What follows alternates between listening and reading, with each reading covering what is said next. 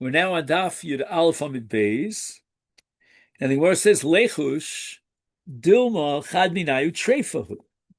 Maybe one of the two he-goats of the Seirim that have brought Shnei Asirim Echad Hashem Echad Azazel on Yom Kippurim, one of them is a treifa.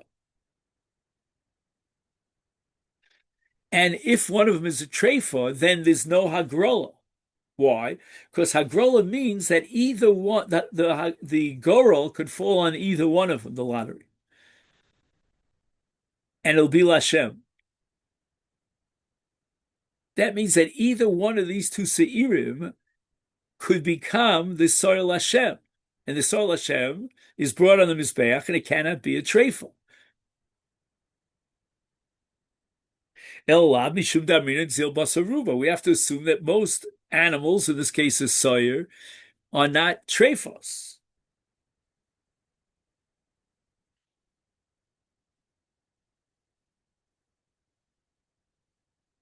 By the way, on the side, we drink milk. Now, the milk of a treifa, you're not allowed to drink. How do we know that the cow that was milked and we're drinking the milk of that cow is not a treifa? Again, you're going to have to rely on Rov.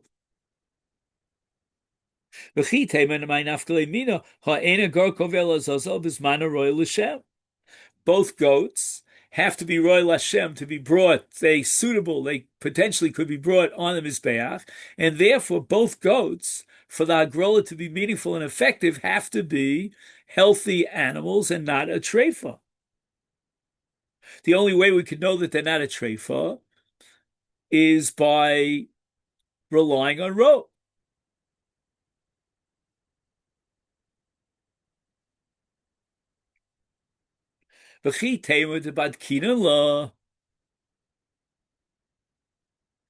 Right, we take the Soil Azazel and we shove it off the precipice.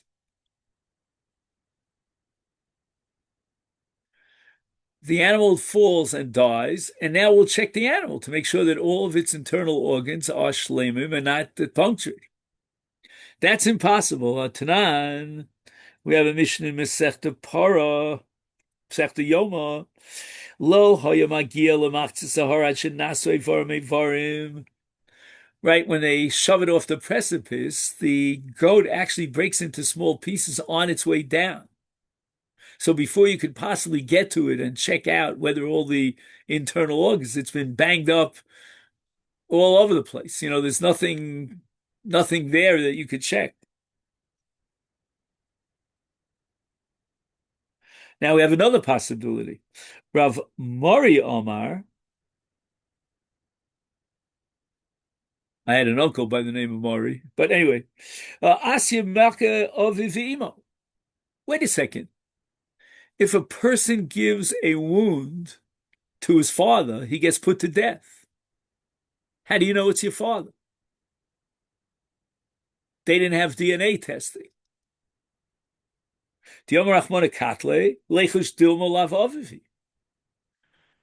Maybe his mother had relations with another man, and the man that you just hit is not your father. And the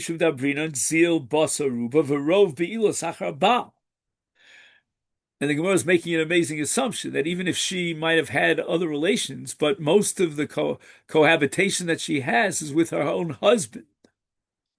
And therefore, based on that rove, we assume that this is your father. Imagine. It's mind-boggling when you think about it. According to the Gemara, when you look at your father, right? I don't know about you guys, but to me, like my father was like holy of holies, you know what I mean? But to think that I only know he's my father based on a robe, that's not like a very comfortable feeling. But again, today we have DNA testing, so it might be totally different. But who goes for DNA testing? The Gemara says, Rashi brings it down in Chumash, and Parshas Toldos.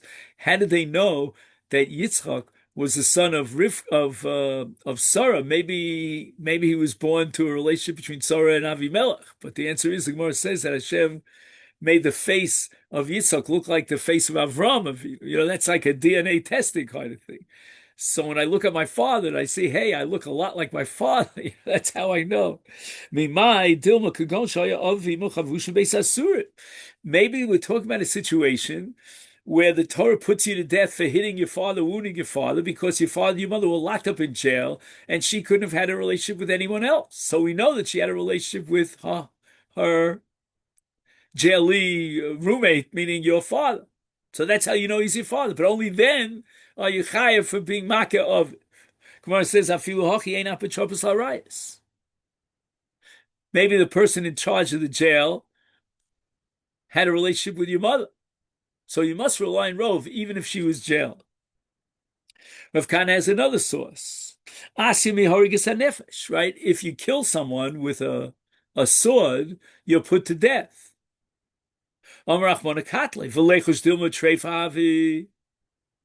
Maybe the person you killed is a treifa. Right there where you put the knife into, the sword into, that's where he had a hole in his lungs or whatever it is, the internal organs, and he's a treifa. However he gets that treifa is party. You can't put it to death. The Torah relies on the majority. Most people are not treifa. Maybe we're going to check the body and do a post-mortem. What's it called? Come on, guys. What's that word? When you check the body after death. Autopsy. Autopsy. Thank you. I owe you one big time. Autopsy. Maybe we'll do an autopsy. So Gemara says you can't do an autopsy because you're not allowed to be menavel the body. You cannot defile a dead body. Very severe Easter. It comes under 3 different lavim in the Torah, or 2 lavim in one essay. So the Torah is totally opposed to autopsy.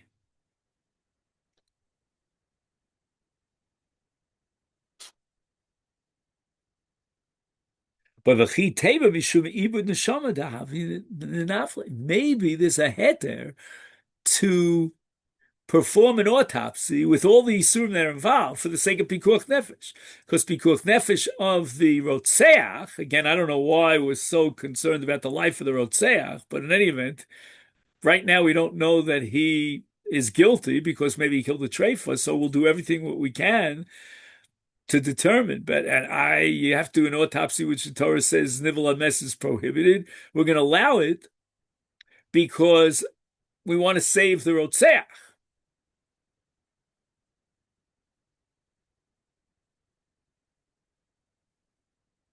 Let me just see if he adds anything.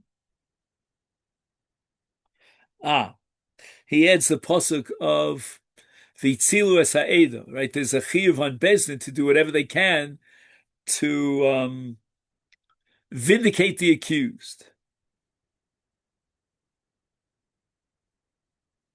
So that if we could prove the victim was a treifa, we can vindicate the accused murder.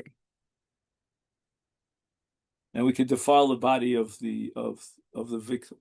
I'm a little bit confused about this because, one second, right now we're assuming that the Torah doesn't rely on Rov. If it's a Ruba de Lesser, come on. So why do we do an autopsy? Status quo, we can't put him to death. But the Torah says you have to put him to death.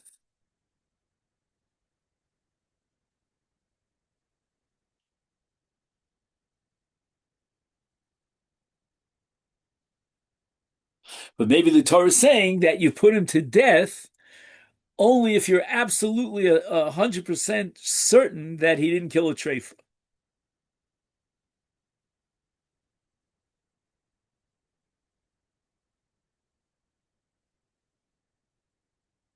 So I don't get it. We can't be 100%. No, but the Torah says that you have to put him to death. So it means that we have to assume that he's not a treifa. I don't understand. There's something here in the logic that really bothers me. Just one second. If he tema Oh, let's see. Just give me a sec. Isn't there something counterintuitive here in the logic of the Gemara? Nechush. So the Gemara says that what? Mishum ibud neshama dahai ninalv.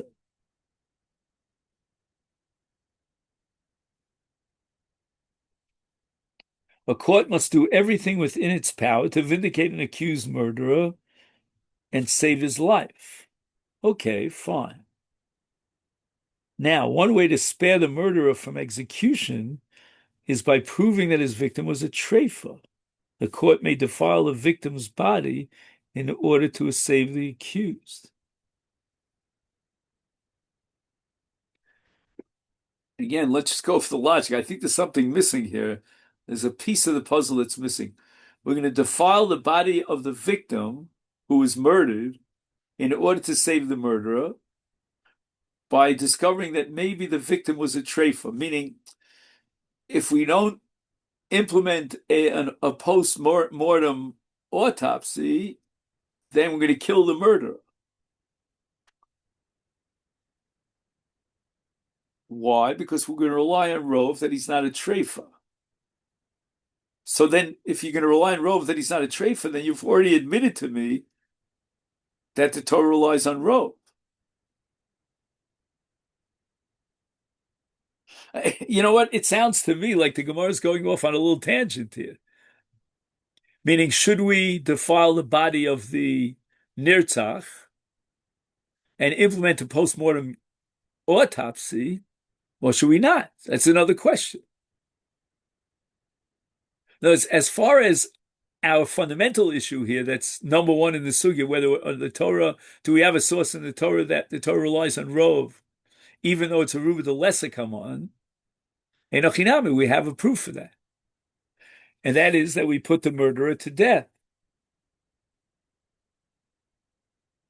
And the Torah says we're not choshish these a treifa.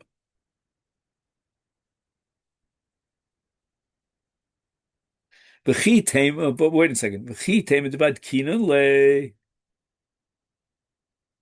No, it's maybe we only put him to death when we do a post-mortem autopsy. Excuse me, and we determine with all certainty that the Nirtzach was not a treifa. So the Gemara says we're not allowed to do that. So the Gemara says, but wait a minute. Maybe in this case we're allowed to do it to save the life of the accused murderer. But then again, if you're asking that question, then you're assuming that we're going to put him to death. If you're going to assume you put him to death, you must be relying on Rove. I think I'm right here. In the footnote, he says to check out the Noda Yehuda. I don't have access to Noda Yehuda right now, but maybe the Noda Yehuda is coming to answer my question. Let's go on. Ravino Amar, another possible source for Azlina Vasaruba de Lesa Kamon, Asi made him Zomim, Rachmana Vasisim, Lo Kasher Zomam. Right, two people testified against so-and-so. That he's Chayav Misa, he was Machal Shabbos, and now another two Eidim come and testify against the first two Eidim. Imanu Ayisem, you couldn't have been there to see, we'll call him Yankala, violate the Shabbos because you were with us elsewhere. And now the question is, the Torah says, Vasisem lo kasher zom lasos, the first two Eidim, who are now Eidim Zomim, have to be put to death. How can we put it to death? Maybe they testified against Yankala, and Yankala was a treifa. And you could only put Eidim Zomim to death if they testified against someone who would be machayev them misa. So it means that the Torah will implement the death penalty to these Eidim Zomim because the assumption is that they were testifying against a bari and not against a treifa. V'leichosh dilma hach desadu be treifa hafu elo la mishum damrina basar zil basar ruba. V'chi tema devad kinan le. Ah, here the Gemara could get away with it, right? Because Badkinan Le, if I understand correctly, is a live person, right? By definition, Yankala is alive and well. Why? Because if Yankala was put to death, then we don't put the Edom Zomim to death. That's called Kasher Zomim V'lo Kasher Osa. So by definition, according to the laws of Edom Zomim, we can only put the Edom Zomim to death because Chaim, Yankel, we call him, is still alive. So if Yankel is still alive, we can send him for x-rays and determine whether he's a treif or not. For Sanyo Berebi Omer lo hargu nerogim, hargu ein nerogim.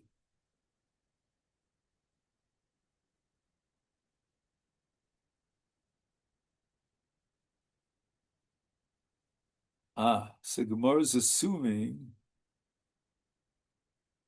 that when it says over here, Devatkina, it means a post-mortem autopsy. So what's Gemara saying? That you cannot, I guess we're so used to today's modern medicine that it's hard for us to, to really plug into this Gemara. The Gemara is assuming that if the man is walking on 2 feet, then there's no way that you could check him out. You could only check him out if he's dead and do a post-mortem. But he's not dead because kasher zoman v'lo kasher osa, or hargu ein nerogim. Rav Ashi Omar asya mishchita atzma. We're dealing with the laws of shchita.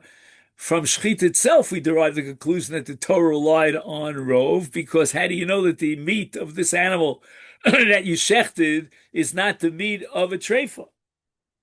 Tiyom rachman eschot ve'achol v'lechus dilma v'mokom nekev kashachet. Maybe exactly where he puts the slaughtering knife into the neck of the animal, maybe there was a nekev there. Maybe the animal was a treifa. El la mishum dabrin ezil basaruba. Oh, Rav Ashi, this is what I call intellectual honesty. Rav Ashi quoted this as a source, and now he himself is going to slug it up. Amrile, according to other tradition, it was Rav Kahana Kamed Rav Shimi.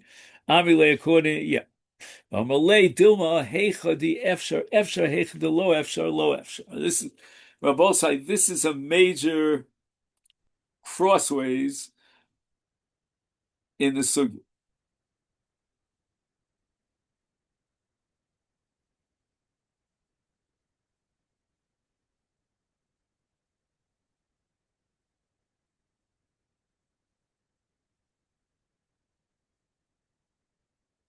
You want to rely on Rov.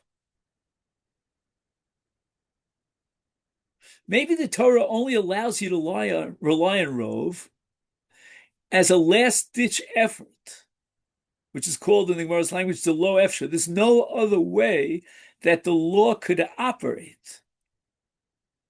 It must operate based on a Rov. But Eino Chinami, in a case where you could be absolutely certain, that's called efshar, then the Torah would not rely on Rov. And what's the case that the Gemara has in mind?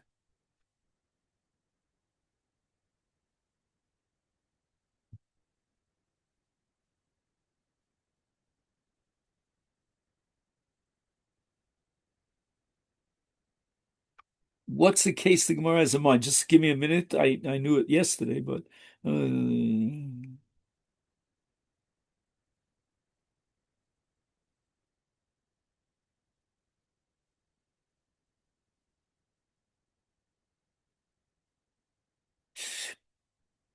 let me suggest the following. There are different organs, vital organs in the body of the animal. The shechita makes it impossible to do a bedika in that organ, if you pinpoint that place in the body of the animal where the shechita knife goes in, which is a point in the esophagus, There's no way that you could check out the animal. I mean, post-mortem autopsy is not an issue here. But the issue is that maybe exactly where you cut, there was a hole, and the animal is a treifa. But let's say, for example, you're worried about the lungs.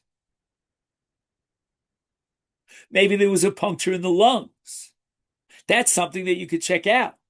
So the Gemara is going to say now, in the argument of the Gemara now, that maybe in the case of the lungs, you would have to check out the lungs to make sure there's no hole, no puncture in the lungs. And you're not going to rely on Rove to say that most animals have healthy lungs. The Torah is going to require you to do a bedika. Otherwise, you can't eat from the animal. I grant you that you've established to some extent, partially at least, that we rely on Rove. But that's only excuse me, which is impossible. So we're going to have to assume that the esophagus did not have a hole in it. But as far as other organs in the body, you're going to have to check it out. So, for example, with regard to lungs, we have something called bitzbuts. Have you ever heard of it? No? What they do is after the shechita, they take the lungs and they put it into water. And if bubbles come up from the lungs, they know that there's a hole in the lungs. Now, whether or not the halacha requires that depends on the final maskana of the sugya. We haven't finished the sugya yet. But that's the difference between glat and regular kosher meat. Right? Regular kosher meat is even without checking the lungs, because we rely on Rove. But if you want to say that you can't rely on Rove, that the animal is a bari and not a treifa with regard to the lungs because there's a small chance that the animal had a puncture in the lungs, and now you can check it out. Don't eat from it unless you're absolutely sure. But the truth is that bitzbuts and other checkings of the lungs might have to, and glat, what we call glat, might have to do with something else entirely. I mean, that's why we're learning Masech Chul to figure this out. But there's something called a sircha. So glat meat means there's no sircha. Now, sircha doesn't necessarily guarantee that the animal is absolutely a treifa. But in many cases, the animal exhibits itself as a treifa from the fact that it has a sircha. Anyway, te'ilo tema hachi. You know what? We must assume that heichadelo efshar, we rely on Rove. That I have to grant you. Why? Because Rabbi Meir, according to Rabbi Meir, who's always choshish for miut, and the miut, the minority of animals, are treifos, how could he ever eat meat? We also have to worry that maybe exactly where he shechted it, there was a puncture, and the animal was a treifo. Ella, what are you going to tell me? You're going to rely on Rove. Well, Rabbi Meir is choshish l'miut. He doesn't rely on Rove. And tomorrow we'll see in what cases he doesn't rely on Rove. But be that as it may, Rabbi Meir, you have him up against the wall. He's going to have to allow eating meat by relying himself on Rove. How do you know there's Rove? The answer is lo efshar. There's no way of clarifying whether or not there was a puncture in the esophagus exactly where he shechted the animal.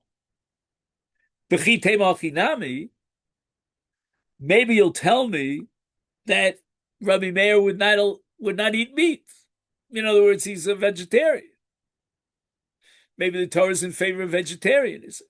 We'll take a look here on Daf Yud Beis, and with this we'll conclude for the day. Pesach v'kodshim ma'ikal meima. The Torah commands you to eat the korban Pesach. The Torah commands you to eat shlamim. The Torah commands the kohanim to eat from the chatos and the osha. Based on what? Based on shchita, but what about Rabbi Meir? Rabbi Meir holds chayshina l'ruba. I'm sorry, chayshina l'miyuta. Maybe it was a treifa. Ella, we have no possible way of wiggling out of this. Ella, heicha di efshar efshar, heicha lo efshar lo efshar. So in the eating of kodshim, you're going to have to say the Torah relies on Rove because it's lo efshar. There's no way of checking out. You don't know that maybe. And hachanami here too, in every case of shechita, How you can eat the meat according to a mayor who's choshesh lemiut, hecha the efshar, hecha the lo efshar.